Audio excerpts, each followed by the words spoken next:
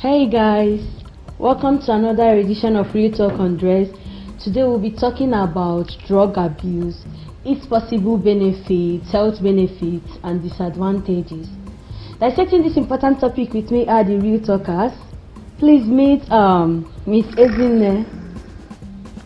Hello guys. Mr. David. Hi guys. Alright. The first question today concerning the drug abuse will be going to Ms. Ezine.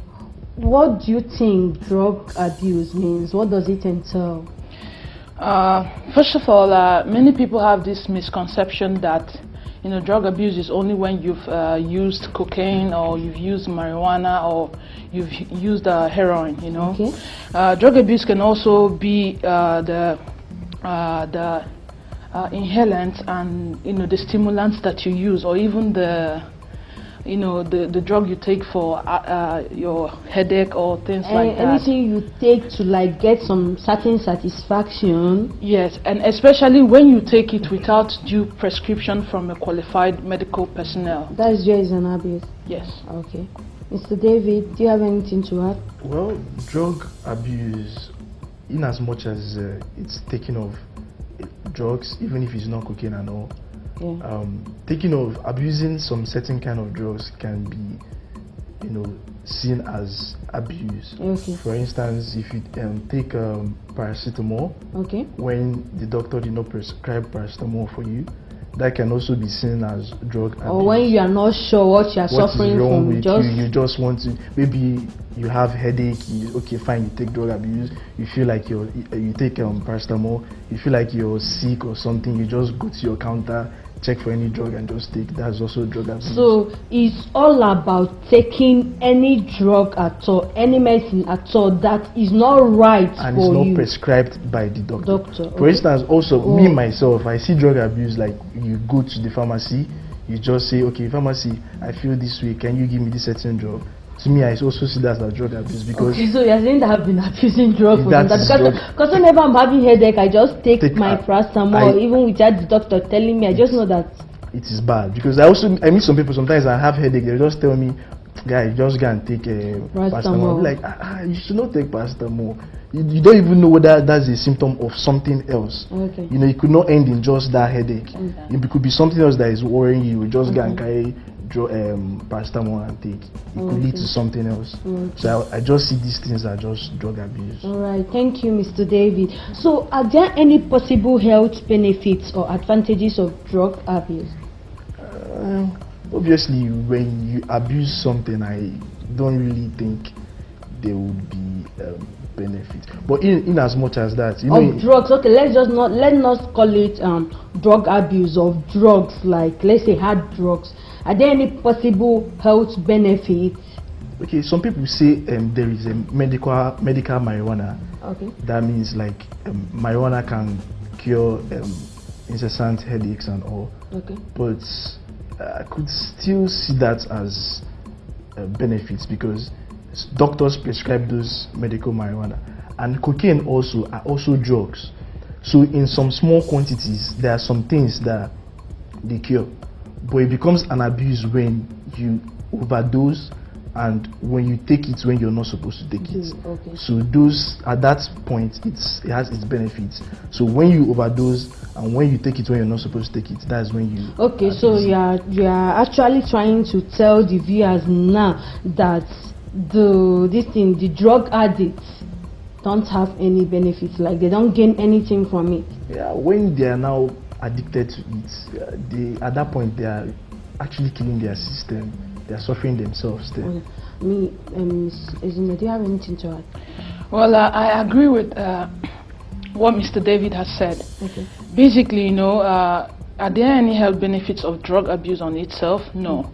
But are there benefits of these drugs? Yes, because otherwise you wouldn't see medical personnel prescribing it to, people with ailments. So in the argument for people who use drugs, okay, they make certain assumptions that it keeps them excited, in such a way that they would not have felt if they didn't use the drug, and also that it keeps them thinking positively, because so many people suffer depression, and they think obviously that if they take drugs, they are in a state of positivity, Do you agree with that? I don't actually. So what's your argument? Because I have a friend that the guy is a drug addict. The guy told me like all the time that whenever he's on drug that he thinks like positively, he's super creative and all, he can do things superhuman and everything. That those thinking are just illusions. He just thinks that okay, this is what's happening, and sometimes it's a lie. There's a certain friend I've been like telling that okay, you take this, you think that you're depressed, and when you get high, when you're in this state, you feel all better. But you don't know that when people see you at that moment, you're all gloomy, you're all sad. But to yourself, you're happy because you're in that realm. But I beg to disagree, because I have friends that smoke, that take weed and everything, like they're addicts. They're always happy. They're just easy to stay with. You can just flow with them naturally. Like seriously, they're just normal. They're cool people. Now, when they're high at that moment, there are some certain things that they can do. There are some certain decisions, meaningful, productive decisions they can't take. Because at that moment they just think that everything's all happy, everything's all good like that. They will just be floating. They don't think about. And fine, sometimes in life you need to just don't worry about stress, don't worry about everything. But if you're in that state every time, how can you be productive? Okay, like some people also claim that it brings happiness and keeps them out of trouble. Do you agree? Well, yeah, these things depend on individuals. People differ from other people. But we are not in this sense trying to support drug abuse in any case. But for those who take it, sometimes these doctors, they prescribe these drugs to people who undergo certain types of depression or severe headaches. For this case, as she has said, it keeps them excited and happy. But I would like to agree on David's point that doing these things might have short-term benefits, but in the long run, you are really doing so much damage to your system. And at the end of the day, they say, I don't know, you are really killing yourself. That's all I can say. Okay. So, going to the disadvantages, what do you have for us? Obviously, drug abuse has its numerous disadvantages. One, I would say you're having illusions. You're not in touch with reality. You're just thinking of things that are not real. Secondly, I would also say what you just said, you're killing your systems. Today, as maybe you're young, you'll be all vibrant and all, but as you age, it's going to cause so much damage to your system. So, 3, you are basically not being productive in the society when you're just high and is that a true statement? Well, if you're on drugs, you can't be productive. Well, there are some people that when they take drugs, mentally, their mental capacity, they will be hyperactive. But well, now it depends on the individual. There are some people when they get high, their mental capacity increases as well. But then there are some people when they get high, they just go crazy and not doing anything. Okay, so what are the disadvantages? Well, there are lots of disadvantages, but I'll speak based on, I'll classify mine into three types. You have the psychological or the mental defections that it causes. You have the physical damages, and you have the social defections. Basically, the social defections, just as he has mentioned, is that, when you start to abuse drugs, it causes addiction. And you would see maybe a very vibrant young individual who had all his life, cut out for him and going for him, and suddenly he becomes entangled in drugs. You see, you begin to use your life savings, you begin to, spend your finances, and all you can think about is when to get your next fix. Just You know, useless entirely. exactly. You might even get involved with crime and start, doing deals for these people by the streets and, joining gangs, Okay. just for the reason of trying to get yourself drugs, because your system, your mental capacity is telling you cannot, Do without it. You do need without it. Exactly. And then for the physical aspect is it can cause great damage to the brain cells. It can also affect your kidney and your liver, and sometimes it can cause weight loss or weight gain depending on the type of drug that you have used and what circumstances it is.